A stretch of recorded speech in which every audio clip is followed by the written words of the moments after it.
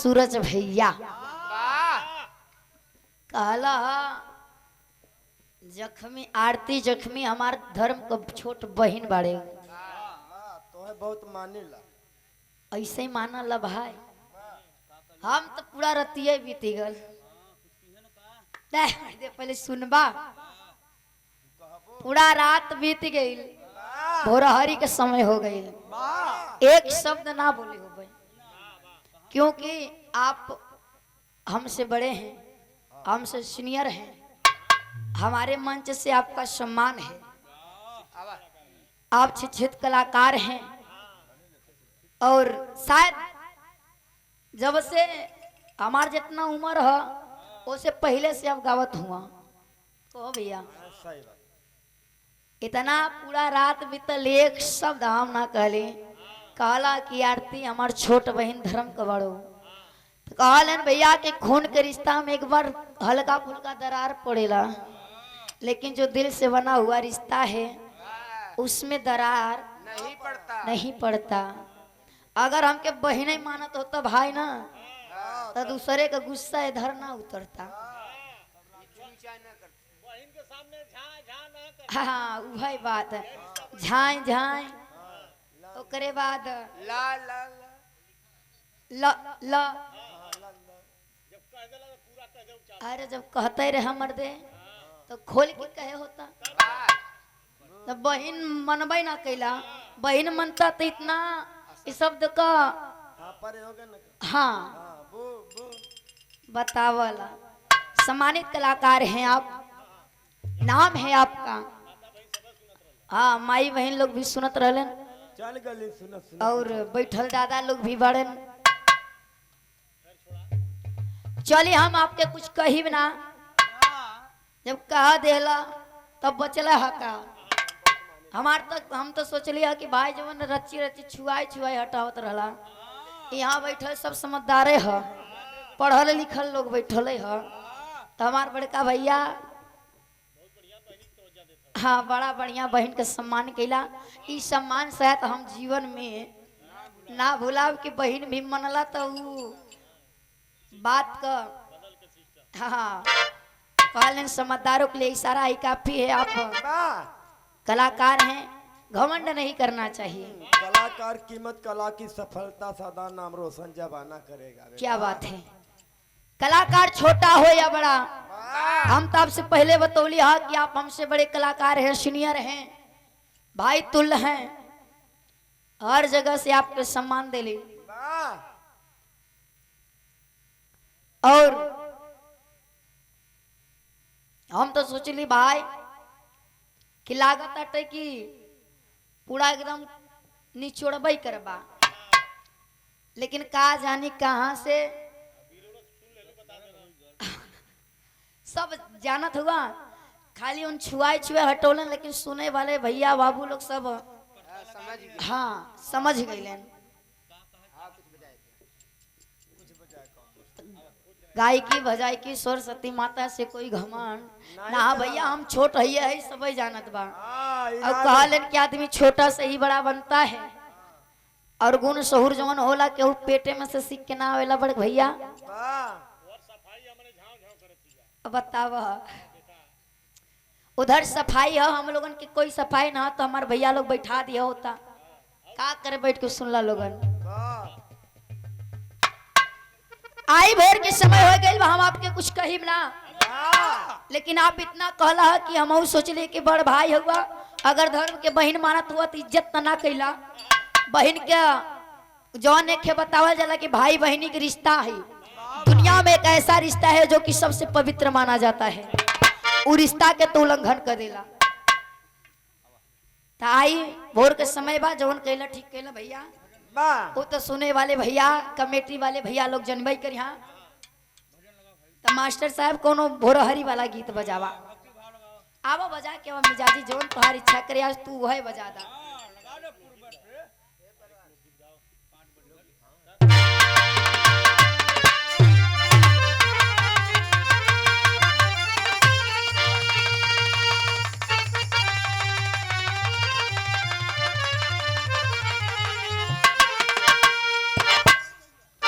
आई ज्यादा समय ना बा, हमरे कमेटी वाले भैया से कहना बा कि एक छोटी सी लोकगीत ओकरे बाद उठान कर दिया लोस ओस देखत हुआ पूरा छाप लेते हुआ आप लोग बीमार पड़ जाइबा, हमके ई दुख बा,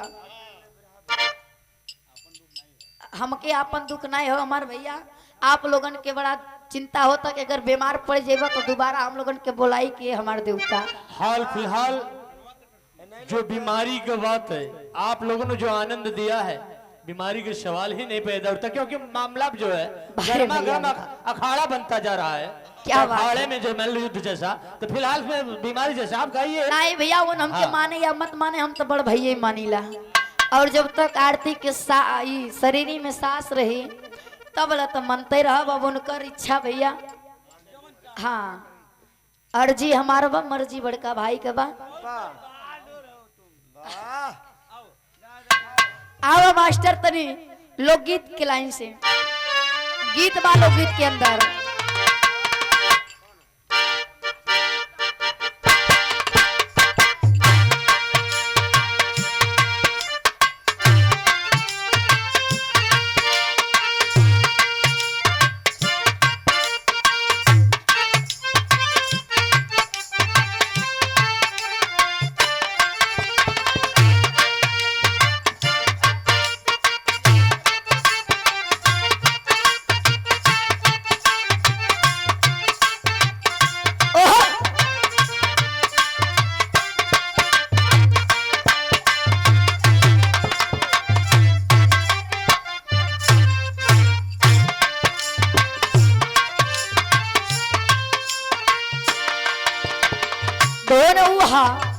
कौनो मेहरारू के मर्द परदेश हो गई तो अरे बहता मेहरारू अपने सैया से बतावे, का बतावे,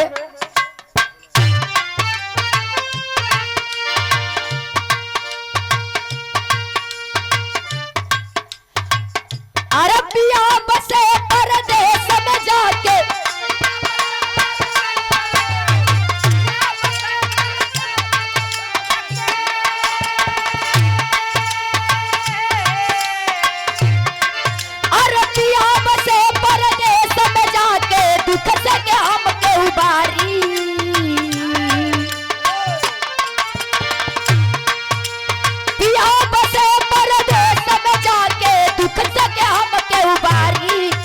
करोगा जी देवरा करेला परियारी।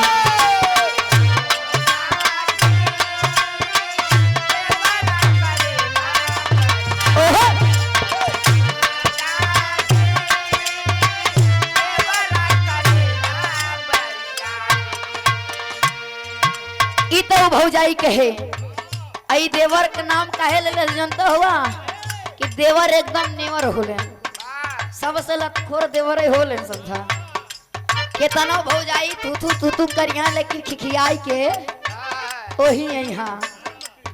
हाँ लेकिन भाव बा गीत वहां से बा बाबू।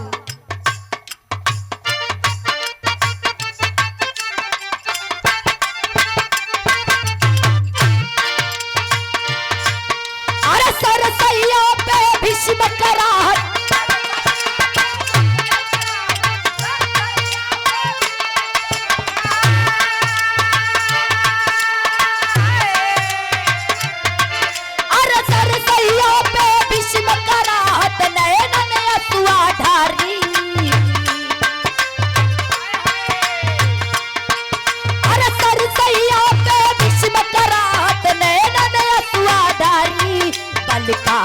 पाछे खड़े द्रौपदी संगा में मुरा।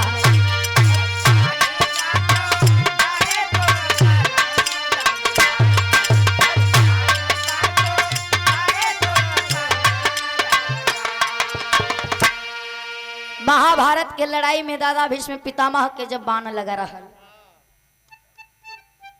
वही समय का बात बा। कहे हमके तो पीछे के लोग कतई ना हुआ, एकदम छोप ले लेबा ओसे। अब वही सब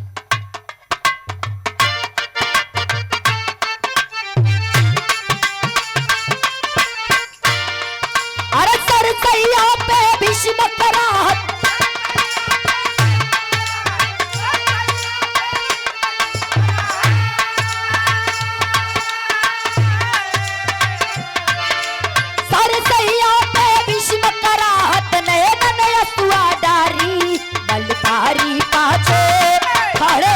सांघा ये मुरारी।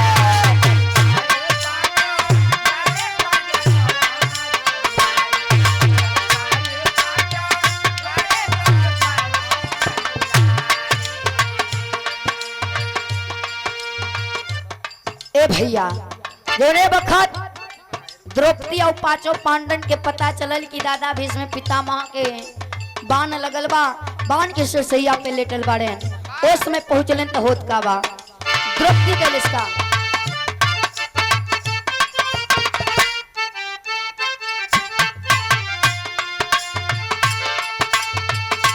मारी पट्टा हंसने लागी द्रौपदी गुजारिया।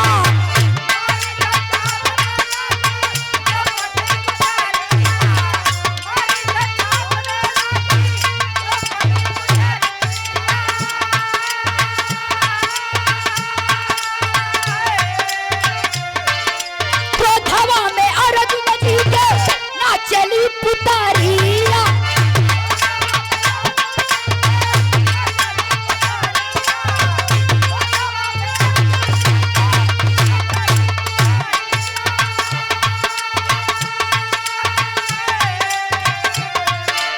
कारण कोई के समझ ना आवत,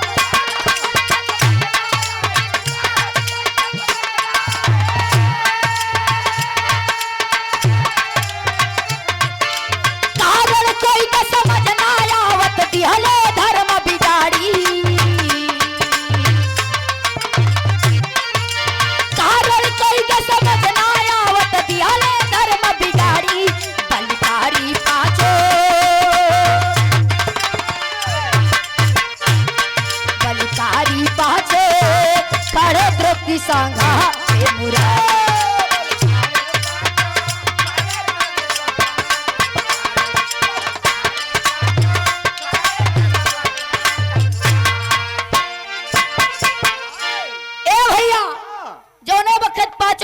के साथ द्रौपदी अलिन देखलिन कि दादा भीष्म पितामह सरसैया के बाण पे सुतल बाड़ेन, खखाय के हंसलिन। जब खखाय के हंसल बाड़ेन ते हर अर्जुन जिनका दोनों पुतरी लगल नाचे कि बतावा यहाँ केहू दुख में झेलता और इनके हंसी छूटता। उनके तो समझे में नहीं आयल कि द्रौपदी हंसन का है, तो कन्हैया जी से पूछत हुआ कैसे।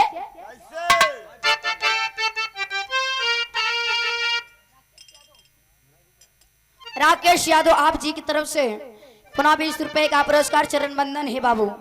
आवा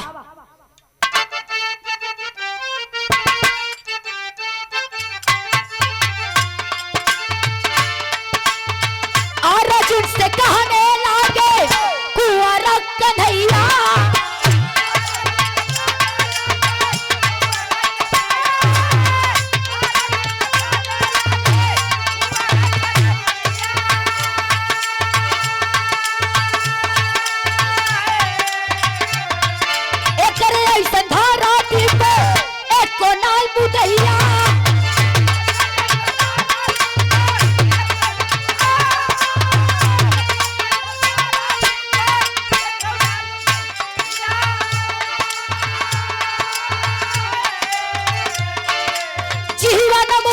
बीच में जूझत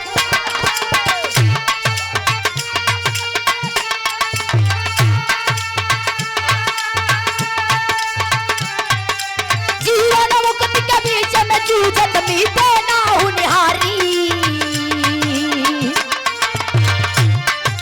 जीवन मुक्ति के बीच में जूझत मीते ना हूं निहारी। बलिहारी पांचो खड़े द्रौपदी सांघा ये मुरारी।